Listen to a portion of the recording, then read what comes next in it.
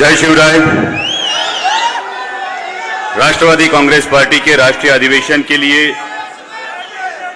मंच पर उपस्थित पार्टी के राष्ट्रीय अध्यक्ष, देश के नेता आदरणीय शरद चंद्र जी पवार साहब, सभी मान्यवर नेतागण, समय की कमी होने के कारण सभी मान्यवर नेतागण और सबसे महत्वपूर्ण राष्ट्रवादी का परचम लहराने की उम्मीद हमेशा बुलंदी पर रखने वाले आप सभी जन, सभी को जय शिवराय।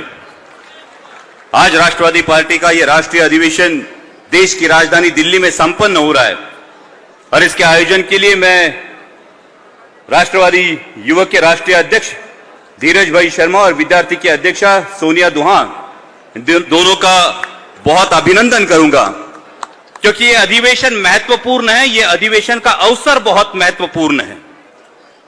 हम सभी जानते हैं कि देश अपनी 75वीं आजादी की वर्षगांठ मना चुका है और सरकारी भाषा के अनुसार हमने अमृतकाल में प्रवेश किया है और इस अमृतकाल में प्रवेश करने का जितना आनंद होना चाहिए उतना ही होना चाहिए जिम्मेदारी का एहसास।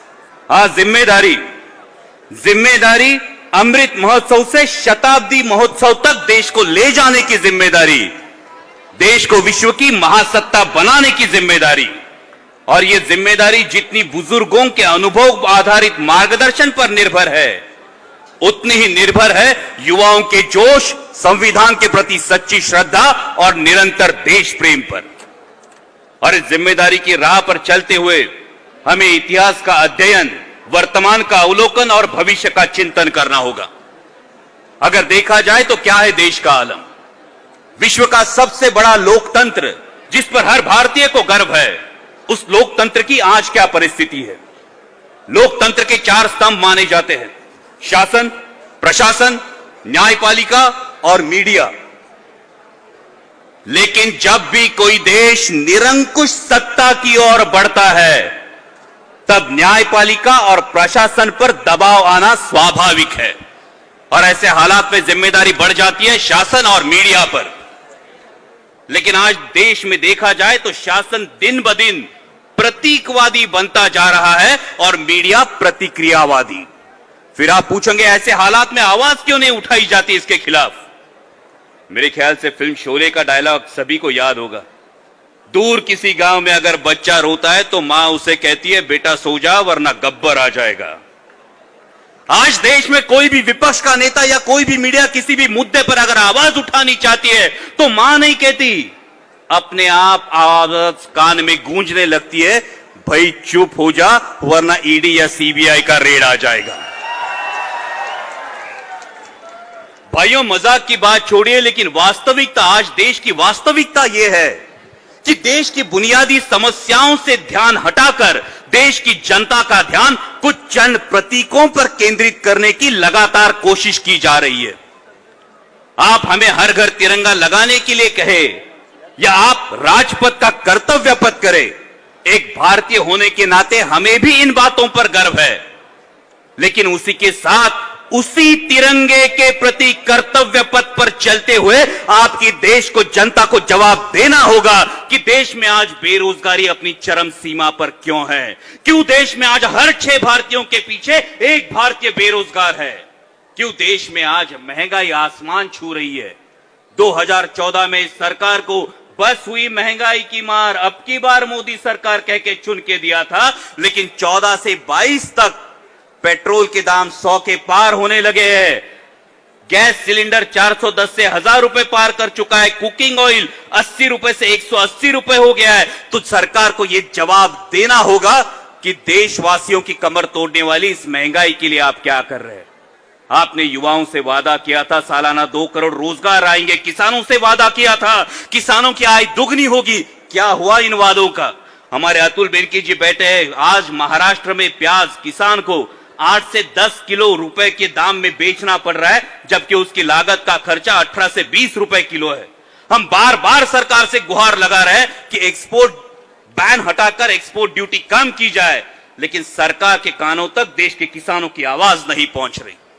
और इन सब बुनियादी समस्याओं को छोड़कर एक अलग ही बात की चर्चा आजकल देश में हो रही है और वो है हिंदुत्व। हर किसी को अपने धर्म पर अभिमान होना, गर्व होना लाजमी है। और क्यों ना हो? हां, मैं हिंदू हूं और मैं हिंदुत्व से परहेज क्यों करूं, लेकिन उसी के साथ हिंदुत्व क्या है, हिंदुत्व की परिभाषा क्या है, हिंदुत्व का मतलब क्या है, यह भी देशवासियों को बताना जरूरी है। क्योंकि सर्वधर्म सहिष्णुता की जीवन शैली हिंदुत्व है। संत ज्ञानेश्वर माऊली का जोजे वांछील तोते लाहो, यह तत्वज्ञान हिंदुत्व है। जगत गुरु तुकाराम महाराज का भले तेरी देव कासेची लंगोटी, नाठाळाच्या माथी हाणू काठी, यह सीख हिंदुत्व है। स्वामी विवेकानंद की शिकागो की सर्वधर्म परिषद में किया गया भाषण यह हिंदुत्व की परिभाषा बताता है। और छत्रपति शिवाजी महाराज का हिंदुत्व माता और मातृभूमि के लिए सर्वोच्च त्याग के लिए हमें प्रेरित करता है। लेकिन अगर धर्म के नाम पर असामाजिक तत्वों को बढ़ावा दिया जाता हो, फिर वो कोई भी धर्म हो, वो हिंदू हो, इस्लाम हो, सिख हो या ईसाई हो, हमें इसका पुरजोर विरोध करना होगा। हमें आगे होकर देखना होगा कि धर्म से पहले राष्ट्र को प्राथमिकता दी जाए। धर्म के नाम पर नफरत की राजनीति करने वाले हर एक व्यक्ति से हमें पूछना होगा कि देश के युवाओं के हाथ में वो पत्थर और तलवार देना चाहते हैं या फिर रोटी और रोजगार। और इस बात को गंभीरतापूर्वक लेना होगा, क्योंकि अगर हमें हमारे देश को विश्व की महासत्ता बनाना है तो इकोनॉमिक डेवलपमेंट ये एकमात्र विकल्प है। आज के ग्लोबलाइजेशन के जमाने में युवा खास करके ये बात अपने जहन में डाल ले कि आज के ग्लोबलाइजेशन के जमाने में तलवारों और बंदूकों के दम पर नहीं, बल्कि एग्रीकल्चरल इंफ्रास्ट्रक्चर और इंडस्ट्रियल डेवलपमेंट और हर तबके के आर्थिक विकास से ही देश विश्व की महासत्ता बन सकता है। अभी इकोनॉमी 5th पोजीशन पे जाने की बात की, लेकिन हमारी इकोनॉमी अभी जाके 1 ट्रिलियन के आसपास पहुंची है। और जो देश अरुणाचल प्रदेश से लेके नीचे श्रीलंका के हम्बोटाटा बंदरगाह तक तीनों तरफ से अपने देश को घेर के हमें लाल आंखें दिखा रहा है, उस चीन की इकोनॉमी $12 ट्रिलियन है। लेकिन जब भी देशभक्ति की बात आती है तो सिर्फ पाकिस्तान की बात की जाती है। हां, हमने पाकिस्तान को 1965, 1971 और कारगिल के युद्ध में धूल चटाई है और आगे भी उन्हें मसलने का दमखम हम रखते हैं। लेकिन भविष्य का असली खतरा चीन से है और इसलिए हमें नफरत की राह छोड़कर निरंतर विकास की राह पर चलना होगा, क्योंकि कोई भी अशांत या युद्धमान देश निरंतर विकास की प्रक्रिया नहीं चला सकता। अगर डेवलपमेंट नहीं होगी तो रोजगार नहीं मिलेगा, रोजगार नहीं मिलेगा तो देश पिछड़ जाएगा और किसी भी सच्चे देशभक्त को अपना देश पिछड़ता हुआ बर्दाश्त नहीं होगा। इसलिए सोचना होगा, युवा के हाथ में धर्म के नाम पर तलवार देनी है या उसी युवा के हाथ में देश हित के नाम पर रोजगार देना है। और ऐसी परिस्थितियों में देश के लिए मार्गदर्शक है छत्रपति शिवाजी महाराज का तत्व। वो छत्रपति शिवाजी महाराज जिन्होंने इस भारतवर्ष में एक उदाहरण प्रस्तापित किया था कि राज सत्ता कभी भी धर्म सत्ता के अधीन नहीं होनी चाहिए। राज सत्ता कभी भी धर्म सत्ता के अधीन नहीं होनी चाहिए, बल्कि राज सत्ता और धर्म सत्ता दोनों ने कंधे से कंधा मिलाकर लोगों के कल्याण के लिए काम करना चाहिए। ऐसी परिस्थितियों में हमें मार्गदर्शक है महात्मा ज्योतिराव फुले, डॉक्टर बाबा साहब आंबेडकर और राजर्षि शाहू महाराज के विचार। महात्मा फुले जी ने सत्यशोधक समाज की स्थापना की, जाति व्यवस्था नष्ट करने का प्रयास किया। उन्होंने मां बहनों के लिए शिक्षा के द्वार खोले। राजर्षि शाहू महाराज ने समताधिष्ठित मूल्य इस देश को दिया और डॉक्टर बाबा साहब आंबेडकर ने आखिरी पंक्ति में खड़े आखिरी व्यक्ति को अपने अधिकारों के लिए जागरूक किया, देश को संविधान दिया।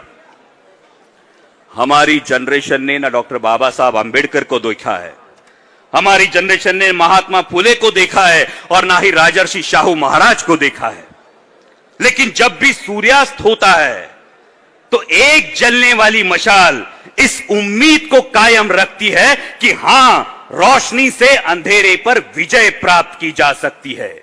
हमने इन महापुरुषों को नहीं देखा, लेकिन इनके विचारों पर जलने वाली, इनके आदर्शों पर चलने वाली एक मशाल को हिंदुस्तान की राजनीति ने 55 सालों से देखा है और वो मशाल है आदरणीय शरद चंद्र जी पवार साहब। और इस मशाल की रोशनी में हमें आगे बढ़ना होगा। साथियों, डगर मुश्किल है मगर नामुमकिन नहीं। आज जिस बीजेपी की ताकत के बारे में सब बढ़ चढ़कर बोलते हैं, यह बीजेपी का गठन 1980 में हुआ था।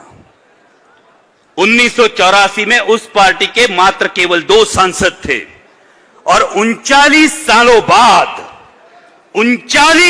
बाद 2019 में उस पार्टी के 303 सांसद हुए। उनके नेताओं का अपने कंफर्ट जोन से बाहर निकलकर किया हुआ प्रयास या संगठन के हेतु मेहनत, इसका योगदान उसमें जरूर होगा, लेकिन बताने का उद्देश्य यह है 39 साल बाद वो ताकत बनने की सोच रहे। अभी तो एनसीपी को गठित हुए सिर्फ 22 साल हुए हैं, अभी भी देश हमारी तरफ उम्मीद की नजरों से देख रहा है। सिर्फ जरूरत है हमारे कंफर्ट जोन से बाहर निकलने की। जरूरत है फुले शाहू अंबेडकर की विचारधारा को देश के कोने कोने तक पहुंचाने की, क्योंकि हमारी मुट्ठी में अनुभव का आसमान है, हमारे पंखों में जान है, बस उड़ान भरने की देर है। इसलिए देश के युवाओं से और राष्ट्रवादी कांग्रेस पार्टी के सभी कार्यकर्ताओं से इतना ही कहूंगा, उड़ान भरो तो ऐसी भरो कि आसमान भी देखता रहे। उड़ान भरो तो ऐसी भरो कि आसमान भी देखता रहे। गिरना भी है तो ऐसे गिरो कि कोशिश भी प्रशंसा करे। लड़ना है तो ऐसे लड़ो कि जीत भी अभिवादन करे, और जीना है तो ऐसे जियो कि राष्ट्र आप पर गौरव करे। और अंत में इतना ही कहूंगा, देशभक्ति पर किसी का स्टैंप नहीं होना चाहिए, देशभक्ति किसी की जागीर नहीं होनी चाहिए। हर वो शख्स जो इस मिट्टी को अपनी माता मानता है, जो दिलो जान से अपने देश पर प्यार करता है, जो अपनी आंखों में देश को बलशाली बनाने का सपना रखता है, वो हर शख्स देशभक्त है। और इसलिए मैं चाहूंगा कि मेरे साथ आप भी देश की जय जयकार करें। भारत माता की, भारत माता की, छत्रपति शिवाजी महाराज की, छत्रपति शिवाजी महाराज की। जय हिंद, जय महाराष्ट्र। मेरी